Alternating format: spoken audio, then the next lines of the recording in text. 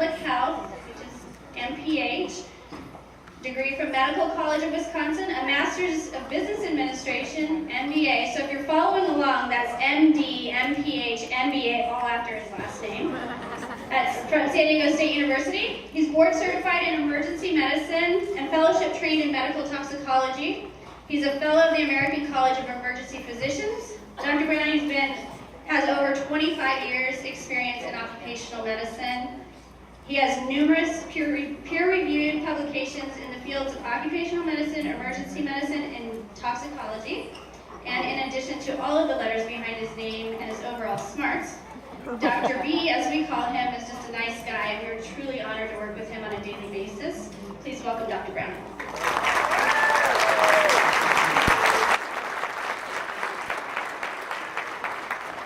Thank you, Heather.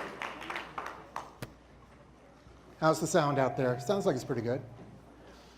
You know, it doesn't matter whether it's tax fraud or accounting fraud or auto insurance fraud, Medicare fraud, or workers' comp fraud. It's all the same thing. It's trying to make money but through deception. It's lying for money. And we all have our own perspective on workers' comp fraud. We've all encountered it. But I thought it would be interesting to talk about the doctor's perspective and how that fits in with everybody else's perspective.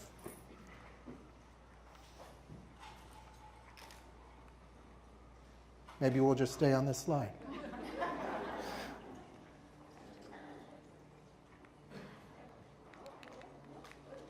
Wow. Okay. The presentation today comes in 3 parts. Part 1, a wolf in sheep's clothing. People who are meaning to commit fraud try to hide it. So how can we detect it when it's going on? Part 2, don't be that guy. It's a cautionary tale about how it's easy to slip into fraudulent behavior when you didn't initially intend to do that. And part 3, a gift box from Tiffany's. Just a few words about how and when to report suspected fraud.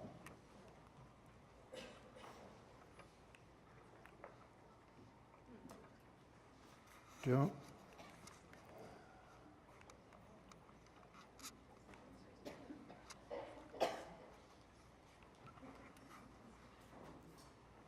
Just wondering if my AV guy can help me. Can you go to the next slide?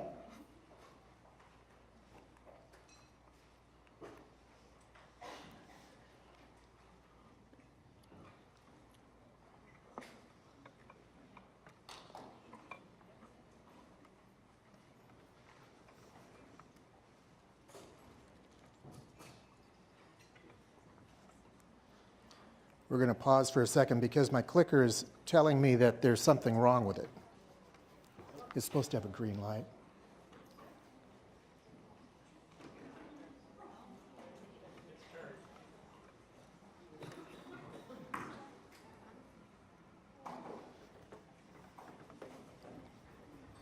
So, claimants, employers, doctors, insurance companies, anybody that encounters a workers' comp claim has the opportunity to seek financial gain through lying.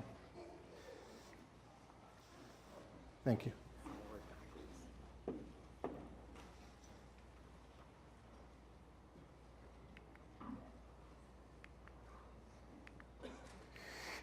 Okay. What we're going to do first is talk about claimant fraud and how doctors might be able to detect claimant fraud. I look at 3 different circumstances. Circumstances surrounding the claimant, circumstances surrounding, forget the slides, I'll just talk. Circumstances surrounding the injury or the accident, and then things that we can see in the exam room that can give the doctor some clues. Here's a circumstance that might be a red flag. I'll let you see if you can read that sign. It said, "My boss told me to change the stupid sign, so I did." A disgruntled employee. If I walk into the room and the first thing they say is, "I told my boss this was an unsafe situation, he didn't listen to me, and now look what happened." If that's what I hear, then I know I'm in trouble because we have a disgruntled employee. Now, employees often feel powerless in front of their employers. But one way that they do have power is if they have a work-related injury. And I'll give you an example. 53-year-old man comes into the office. He wants to file a stress claim against his employer. He explains to me he's been working with this employer for 12 years. He's been a good employee. And a year ago, he got a new supervisor. And he doesn't get along very well with his supervisor. The supervisor tells him he's not as productive as the other workers, although he's telling me that he's more productive than anyone else in the department. His supervisor's written him up twice for bogus problems. His supervisor is rude to him. It stresses him out. Now he wants to file an anxiety claim or a stress claim. And so I sit down and I listen to his story. I let him tell the story. And then afterwards I say, well, you know, this seems like you just aren't getting along with your boss. That's not really a medical problem. You know, you don't belong in a medical clinic with this type of problem. And so he thought, and I could see the gears turning in his head. And then he goes, well, my back is starting to hurt a little bit. Like, don't go there. So a disgruntled employee. Here's another circumstance where it might be a red flag, is anytime employment is about to end. And it doesn't matter what the reason is. It can be that it's seasonal work and the season is about to end. It can be that production is down and they're laying people off. It can be that they're moving manufacturing overseas or down to Mexico. And then they're about to lay people off. Because you see, to some people, if they're about to lose their job, it looks inviting to have a work injury in the hopes that you can continue your income stream for a little longer. Here's another one. Somebody's on disability and they're working a second job. That's a red flag. Let me tell you about this guy, 43 years old, and he comes into the office and he tells me that he just moved here from Texas and he's got a workers' comp back claim that's been going on for years. And so I said, well, how are you being treated for this? He said, well, I'm not really being treated. He said, I've been on disability and I'm not really being treated right now. I said, why not? He said, well, I'm waiting for a letter from my insurance company to direct me and tell me what to do. So I said, well, how long have you been waiting for this letter from your insurance company? He says 4 years. I'm like, oh my gosh. And I thought it was kind of a funny story. So when I went home that evening, I told it to my wife, and we got a good chuckle out of it. And then 2 days later, it happened to be Saturday morning, we go out to breakfast down at Oceanside Harbor, a little cafe we like to go to there. And we order our breakfast, and then I look over into the kitchen. I can see the kitchen from the table. I look over into the kitchen, I'd have to do a double take. I said, that's that guy. He's in the kitchen making my breakfast. Collecting disability, waiting 4 years for a letter from his insurance company. So TTD, we're working a second job. What other circumstances might there be? Well, we've seen this, history of short-term employment. This is how it goes. Get a job, have a work injury, get a lawyer, get a settlement, and reboot. Do the whole thing all over again. The only problem with this is that employees are often not upfront about their employment history if this is the type of pattern that they have. People that vehemently protest returning to work, yet they never get better. It's like, well, how does this work? You said you got injured at work, and now you're off work, and you never get better. Another red flag. And another one was subjective complaints without objective findings. Let me tell you about another story. A lady hit her head on a beam at work, and she came in complaining of a headache. And so we said, well, let's put you on light duty so you're not doing things that would aggravate your headache, so you're not doing heavy lifting or anything. So we do that after we've checked her out to make sure she doesn't have a serious head injury. We do that, we put her on light duty, and she gets better. So then I say, great, well, let's put you back to regular work. I put her back to regular work, and she comes in 2 days later with an unscheduled visit with a bad headache again. Oh boy, put you back on modified duty. She gets better. Then we put her back to regular work, and the headache comes back. And so I call the employer, and I say, what gives here? What is it about this place where her regular work is that she keeps getting a headache? Is there like some chemical in the area or something like that might be causing that? And the employer says, no. It's that she doesn't want to work over in this area. She doesn't get along with the ladies that she works with. They bicker all the time in her regular work area. She wants to work in the place where they put her for modified duty. So a little communication with the employer can go a long way in a case like this. And so I confront her with it. And she's like, "You're right. You're right. I don't like working here. It gives me a headache."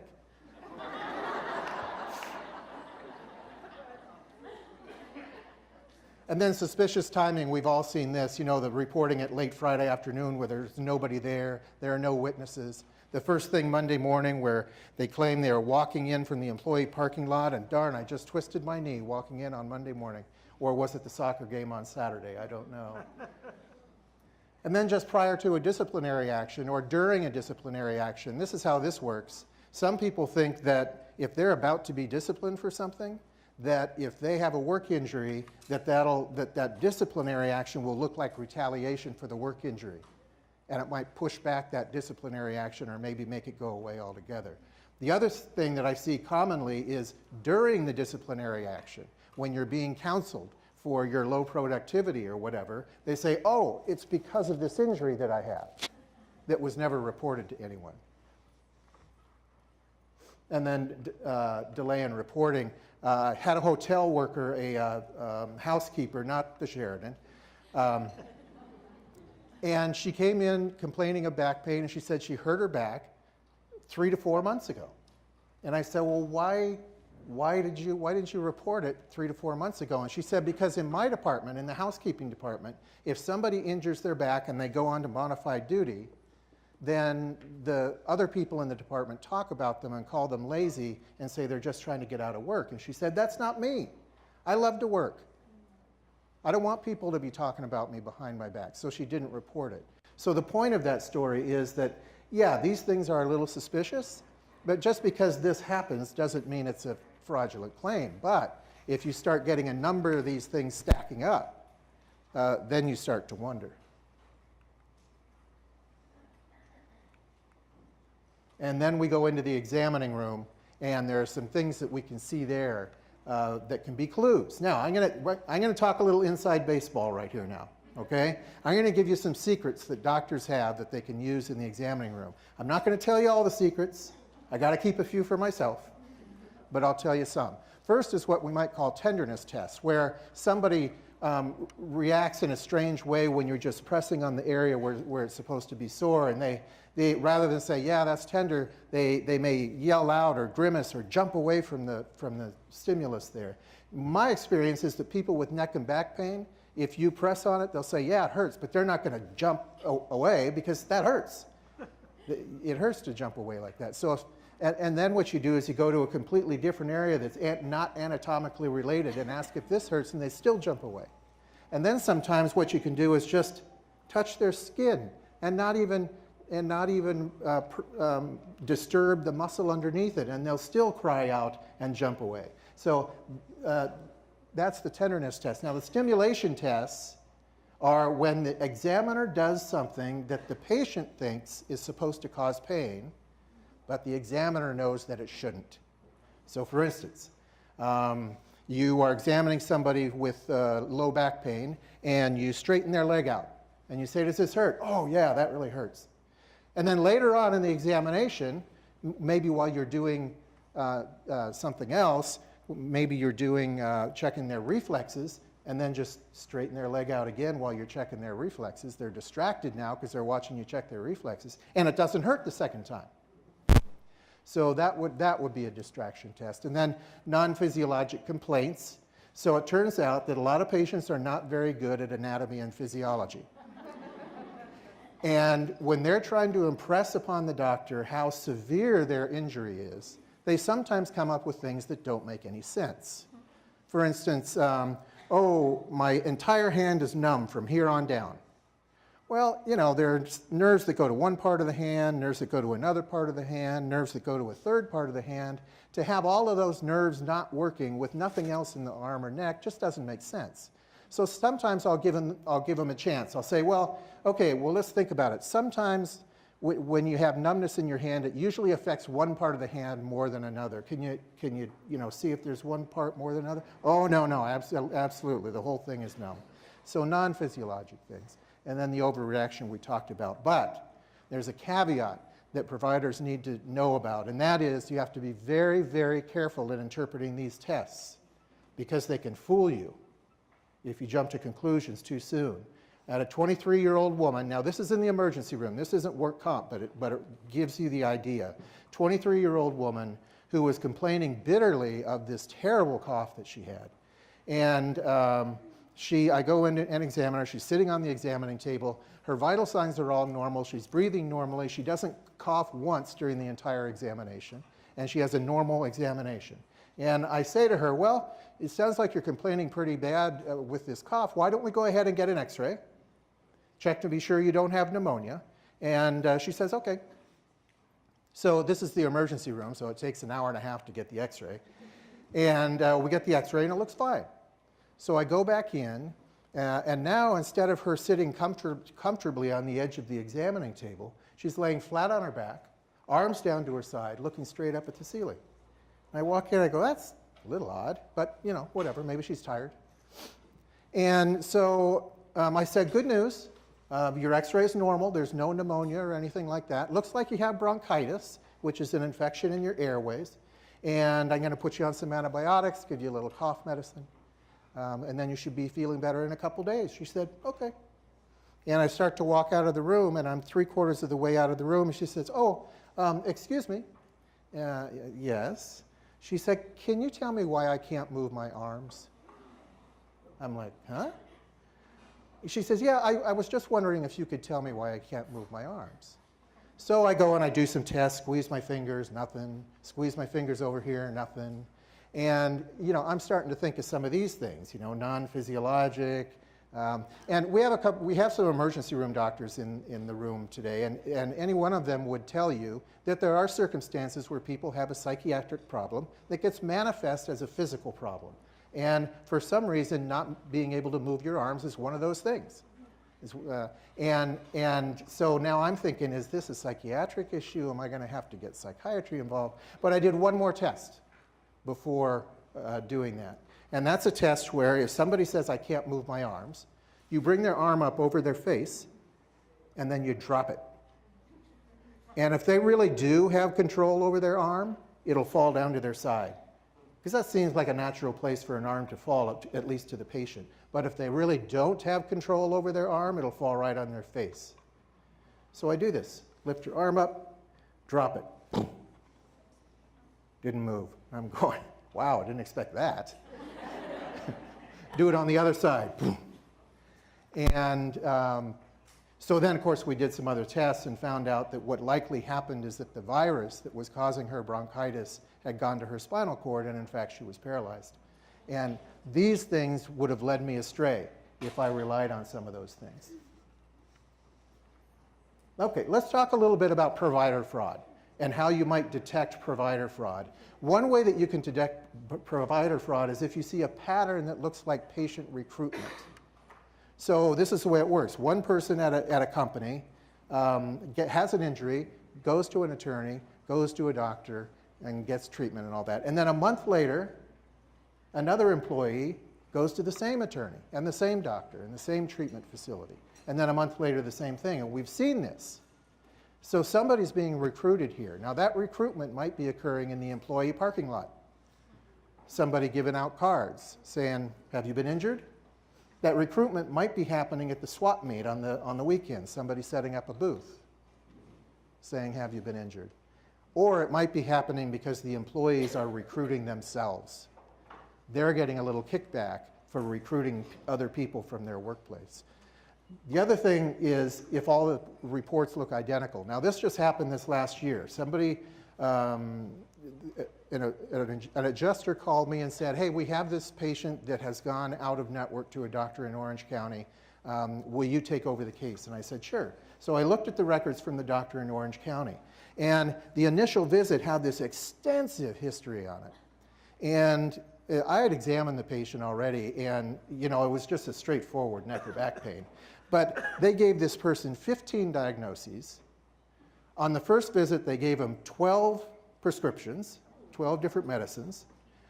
On the very first visit, it was ordered an MRI scan, an ultrasound, all these different tests, x-rays and things like that. On the very first visit, they ordered chiropractic, physical therapy, acupuncture and some treatments that I didn't even know what they were, some magnets or something like that.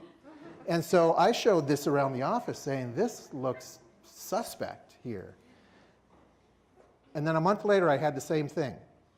It was a call from an adjuster. This person's out of network. Will you take over the case? Fine. I look at the record. It's almost identical, the same record for a different patient. Extensive history, 15 diagnoses, 12 different medicines, et cetera, et cetera.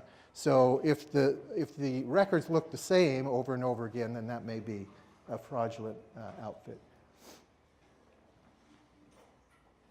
And then if there are inconsistencies between what you see on the medical record and what the patient is telling you, like the patient says, well, I was only in the room for 2 minutes, and then you see this lengthy report, then that's suspicious. Or if the patient is saying, well, yeah, it's really only my knee, but you see that there's treatment for the knee and the hip and the back, et cetera, then that's suspect. And then billing for services that aren't rendered and that type of thing. Another thing that is suspect is if the patient tells you that they're being coached by the doctor, being coached for their QME exam, being coached for their specialist exam. This is a video from the county of Napa, from the DA's office. It is going to ask you to rotate this way and rotate this way. Now, when you rotate this way, to your left, you feel the pain torn in here. You feel the torn. Lay flat on your back. Of course, you're not going to do it that easy. Damn, you move like that. I'm just going through the motions on the rest of this exam. Good. Help yourself now. Good. It's good to say, keep your legs together, raise them both up. Okay. And then let it down. You can't do it anymore. Why? You feel the pulling. You're uncomfortable in your upper back. Chiropractors like to fool people. Believe me, they like to fool people. They like, it's a game, man. We want to see who's BS and who's telling the truth. But the thing is, a lot of these guys are so stupid that they don't tell their patients what to do. All right? So I'm trying to tell you the things where I know how they're going to try to trick you up. He may say, okay, Mr. Grace, turn over. Don't you be bopping over like 1, 2. I love when a person tells me we can't move like this, which means they basically can't do a sit-up. And then I say to them, okay, you finished, come on up, and you see them get up. You'll get the Oscar here, man. Wow. You've arrived at part 2. Don't be that guy. Little cautionary tale for you. I'm going to talk a little about Enron Corporation. You might remember it. Now, this isn't workers' comp fraud. This is accounting fraud. But fraud is fraud, right? I mean, it's trying to get financial gain through deception, through lying. And I think there are some good lessons in this. Some of you may recall that at the beginning of 2001, Enron Corporation, which is an oil and gas trading company, was doing great. They were the 7th largest company in the United States. Fortune magazine had just named them the most respected company in America. Stocks were going through the roof. People were making a lot of money. There was only one problem. It was all a lie. It was a massive accounting fraud. And it took only 24 days for this giant company to completely unwind. It became the largest, at the time, the largest corporate bankruptcy in history. There were 20,000 people that lost their jobs. There were $2 billion of retirement funds that evaporated. Now, there was plenty of blame to go around. There were 15 people that were convicted. The largest, one of the 5 big accounting firms in the United States, Arthur Andersen, went under. There were suicides. There were fatal heart attacks. Lots of consequences. Now, the guy who was thought to be the main architect of this fraud was the CFO of the company, the chief financial officer, Andrew Fastow. And Andrew Fastow went to federal prison for 6 years. And when he got out of prison, what he started doing was going around to business schools around the country and talking to future business leaders about his experience. And what he said was, You know, when I first started doing this, I didn't think of it as fraud. I thought of it as helping my company, doing my job as a CEO or CFO. So the company was doing well, but one quarter, they didn't do so well. And he said, you know, I'm just trying to protect the company. I moved some things around a little bit. And everything's fine, and Wall Street's happy. But then the next quarter comes around, and he's got to move things around again. And then the next quarter, and pretty soon there are sham companies being created to hide the losses. And he said to these business students, I don't even know when it crossed the line into out-and-out fraud. I don't even know when that was. But his point was, it was little by little, little baby steps. At first you don't think it's fraud, but then what happens after that? And so I want to ask you, how could this happen amongst us in this room? Well-meaning people that don't intend to be fraudsters. Well, I think the way to look at it is, what is the relationship between the employer and the doctor? What does the employer want of that relationship? They want to protect the company. They want to reduce their workers' comp costs. These workers' comp costs are killing me. Doc, can you help me with that? What does the doctor want out of this relationship with the employer? The doctor wants loyalty. The doctor doesn't want you to incur work-related injuries. But if you do, the doctor wants them to come to this clinic and not the clinic down the street. So then we have the incentive set up where we're set up to trade favors for loyalty. So if the doctor can do a favor for the employer, then the employer will stay loyal and keep sending their people to the clinic. Now, what kind of favors might I be talking about? There's a favor. Here's a favor. You know that ibuprofen, that prescription ibuprofen that I wrote a prescription for? We can just leave it out of the record. It's no big deal. I just won't document that. That splint that kicks it out of first aid, just don't document it, it's good. Trading a favor for loyalty. Here's another favor. Causation. Is it 51% probability that it's work-related? Or is it 51% probability that it's not? And if you have a doctor that is consistently going to one side, saying that it isn't work-related, it makes you wonder. Here's another one. Preventive treatment versus medical treatment. Say you have a massage person that comes into the workplace once a week, just as a preventive kind of thing. Or you have a ART person, an active release therapy person, that comes in just as a preventive thing, you know, once a week into the workplace. Well, say somebody comes up to their safety person and says, I'm starting to get a little stiff here, and he says, well, go see the massage guy tomorrow.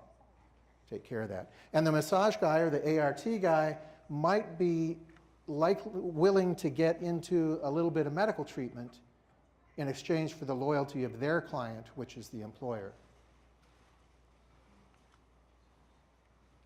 Now, it's perfectly fine to have open communications between the employer and the doctor. It's fine for the employer to call up the doctor and say, you know what, I don't think this is work-related for this, and this reason, but you get a look at it and see what you think. I think it's fine for the doctor or for the employer to call up and say, just reminding you, it'd be great if this could be first aid, but you make your own decisions. That's informing the doctor. When it gets bad is when it's colluding with the doctor. It's when it gets so that the employer demands a favor in exchange for their loyalty.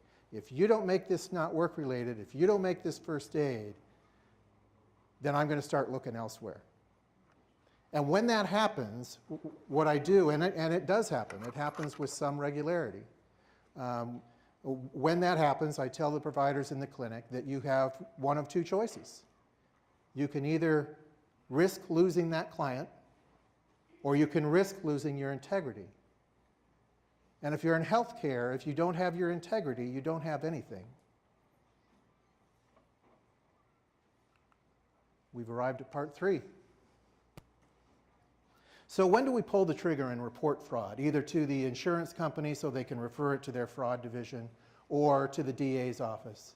You know, we're not fraud investigators. We're not law enforcement. We don't know how to investigate these things, and we don't have the time. frankly.